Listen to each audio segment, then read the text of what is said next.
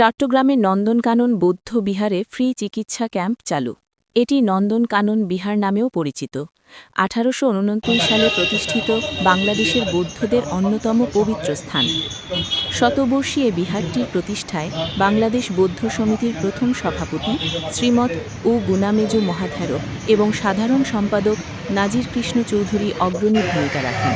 এটি বুড়া গোসাই মন্দির নামেও সুপরিচিত।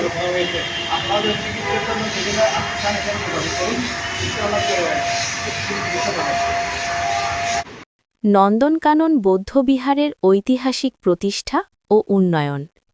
১৮৮৯ সালে অনাথ বাজার বৌদ্ধবিহার নামে স্থাপিত হয়ে ১৮৯৭ সালে এটি নন্দনকানন বিহার হিসেবে স্থায়ী রূপ পায়।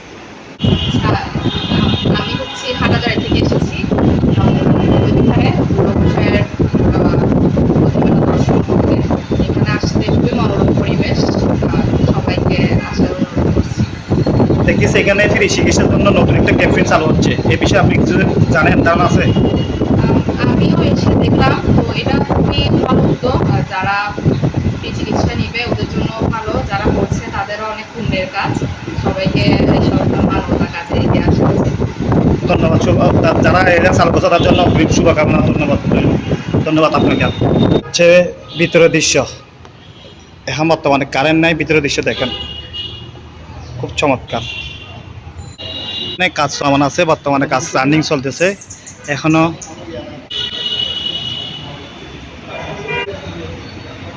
ভক্তরা এখানে আগরবাতি মোমবাতি জ্বালিয়ে প্রার্থনা করেন। এটা হচ্ছে বটগাছ, বটগাছের চারিদিকে প্রার্থনার আছে, এখানে মোমবাতি জ্বালিয়ে প্রার্থনা করেন। এখানে কক্ষ রাখা আছে প্রার্থনা করার জন্য। এখানে একটি রুম আছে, এটার নাম হচ্ছে বুড়ি বৃক্ষ, এখানেও ওনারা প্রার্থনা করে থাকেন।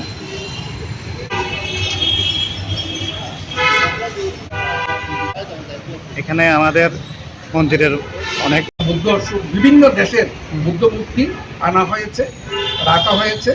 দর্শনার্থীরা এসে পূজা অর্চনা করে থাকে।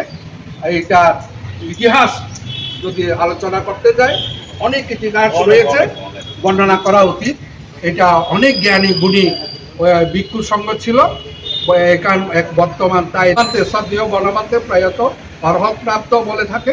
এই বনবান্তে বিহারে রাঙামাটি ওই বিহারের উনি এখানে আগে ভিক্ষাচারণ করত, এখানে অবস্থান ছিল।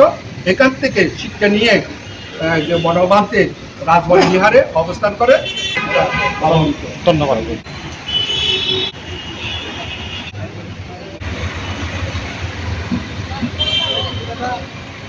পান কেন্দ্র ডিসি হিলের পাশে,